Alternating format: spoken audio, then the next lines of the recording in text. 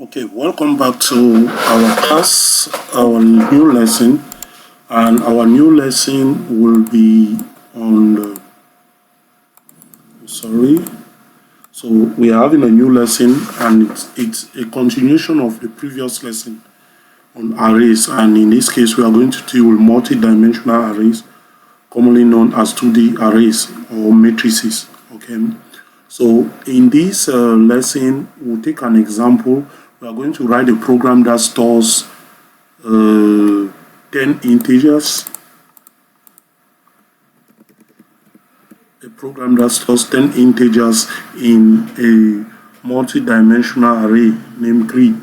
So it's going to be like a grid. And when we talk of grid, maybe I will take an example to illustrate what a grid will look like. Okay. So let's just take for instance that we have something like this. Okay. Or maybe we want, I should, what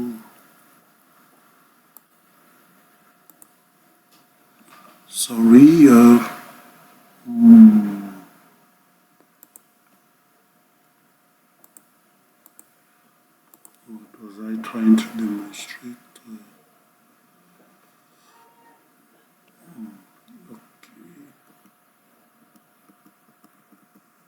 Okay, so instead I'm going to use something other than that.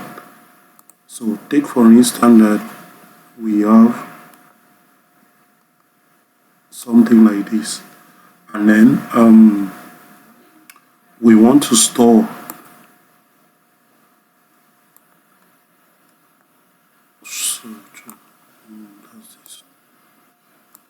that's not what I want. We want to store some elements. This is not what I want.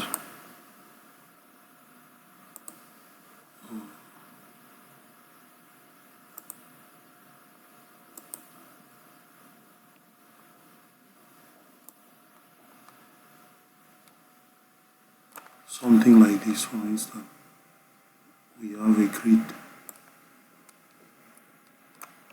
So this is how the array is going to look like.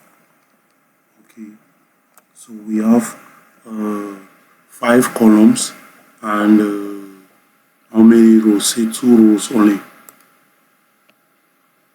Okay, so we have to store the elements here.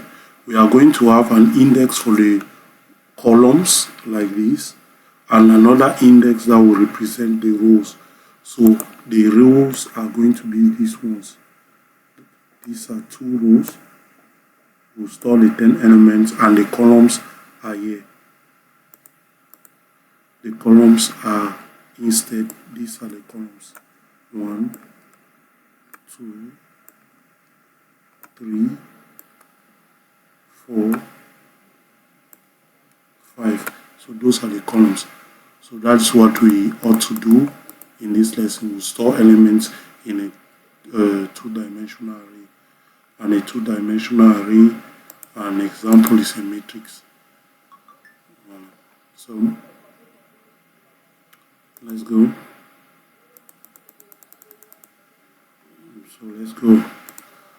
So in the 2-dimensional array, we'll do that, of course, in C here.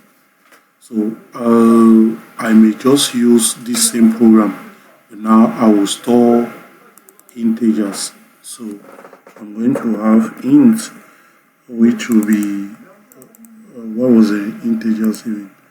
Was it given a name? Grid? Okay. So the 2-dimensional array is called grid.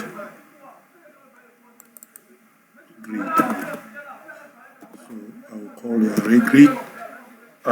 It's 2-dimensional. The first is for the number of rows, which will be 2, and then the second square bracket is for the number of columns, which will have 5 columns now. So I will first of all start, I will just put this as a comment, and to do that I'll move here, comment, so that it will not be used. So we'll see how to initialize a 2-dimensional array. So this is how we initialize, of course, in curly brace. brackets, and each row we put in curly brackets as well, and separated by a comma. So the first curly bracket, I will store 10, I will store 12, I will store 11 for the first row. So the second row will contain 17, 20, 11 again. So those are the two. But okay, there was supposed to be five elements per row. So we have 12 here, 19. Okay, here we have 10. We may add again, we'll say 16. So we see that we have the 10 elements: 1, 2, 3, 4, 5, 6, 7, 8, 9, and 10. So now for the index, rows will represent I and columns will represent J for our index, our indices. Okay. So how do we now print them? We'll start with the row. How many rows do we have? Our rows are 2, columns 5. So row 2. But now we'll put another loop that will help us to go through the columns. Okay, so columns, rows are supposed to be 2, so we'll have 0 to 1, and here columns will have J and J should be less than 5 here as it, and J will increment itself. Okay, so that's the second loop. So this is what we call nested loops. Unfortunately, I did not take an example of nested loop when we're dealing with loops. So let's just see how to use a loop in another loop. So we are to print the integers. They are integers, are all integers. So we'll print it has to appear %G at position I or index I of G. That's just it. So that is it. Let's run and see if it prints the matrix as grid. Okay, error, marks undeclared. Yes, because we do not have marks. The array is called grid. So, voilà. So unfortunately now, normally each time you print a row, you go to a new line. I've printed all the elements, for us it's supposed to appear as a matrix. So when I finish printing, what I'm supposed to do is, when I finish with a row, I go to a new line. So I can do that by back end. Okay. \n. To go to a new line, you use this \n. Okay. Voila. So that is it. Just like I showed the other time, we have 2 rows and 5 columns. So the elements have been printed. Okay, this is good. What if now we want the user to input? How do we go about it? I will now remove this comment, and I will change this to grid. Okay.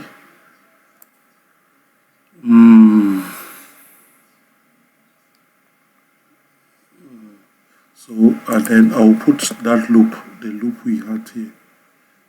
Yeah. I'll put it up here because we need to enter each time. So what we'll put there is, I'll just print a message once. Before then, I'll print a message that says, enter the elements of row 1. Enter the elements of row %D, where this %D will be Percentage D will be represented by our counter, of course, for rows, which is I. Okay, and I want that each time we are going to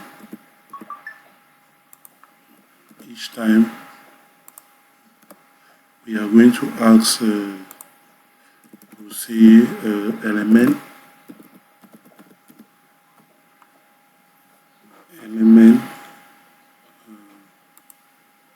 element 1, element 2, element 3 for the row. Okay, so and okay, we store it as integers. Okay, I think that is it. That will be okay. If we do this, everything will be fine. So each time we enter an element, it's going to be stored in the array. Oh, I forgot, at position I of G. So the first time I is equals to 0, that's the first row. It will come here, it will enter the loop for the columns. Each element it will print, you will store them. For each row, you store all the elements moving from one column to another. And then once it is done, you will move to the new row. Okay, so that's it. So let's see how it appears. Oh, sorry, I had to correct this. This was supposed to be less than 2. We have just 2 rows, 0 and 1 for the indexing. So the first element for row 1, as you can see, it says enter the elements of row 1. Oh, I did not remove this. Okay, so there are supposed to be 5 elements in each row. Enter the elements in row 1. Okay, so I will enter 12. Oh, I forgot.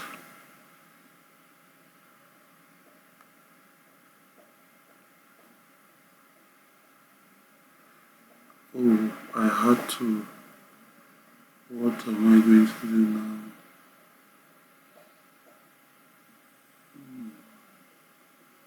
To make this appear the way I want it. So anyway, I don't even need to say element 1, element 2. Let's just store it. We just give the name, the 5 elements that you move from. That's it.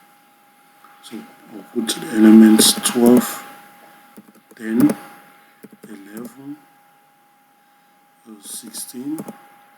Did I even remove the initialization? You see, they are still there. So I was not supposed to initialize again. So we enter.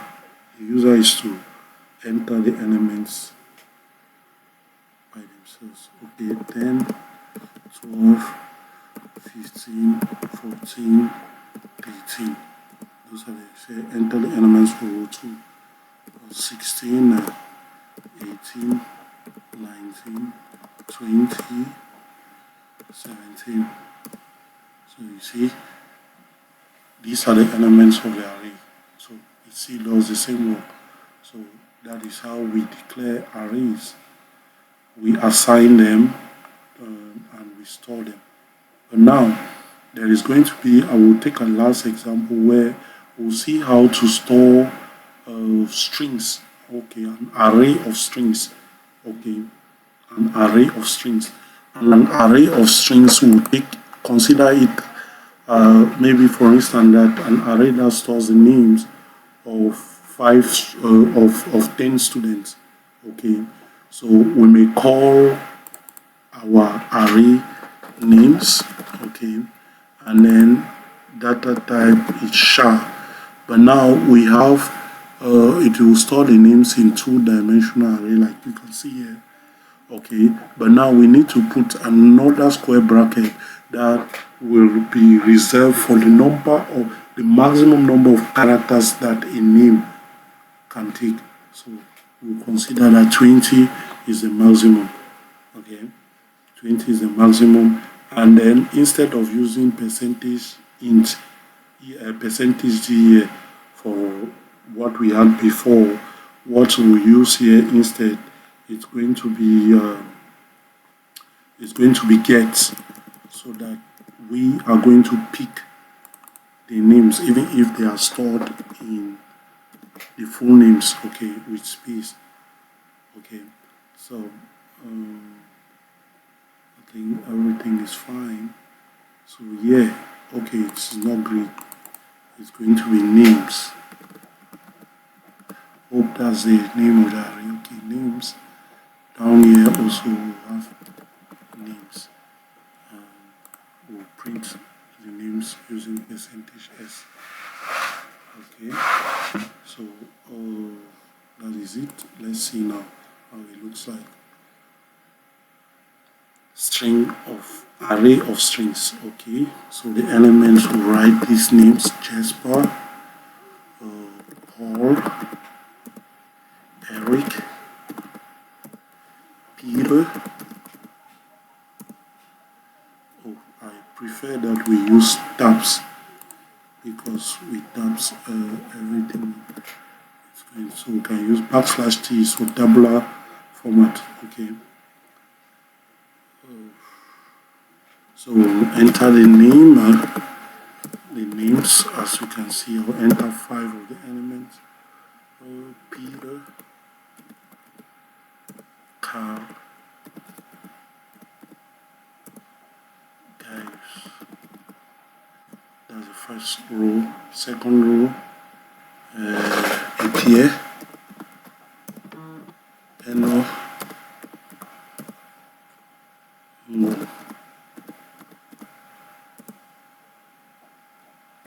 Jackie, Eto.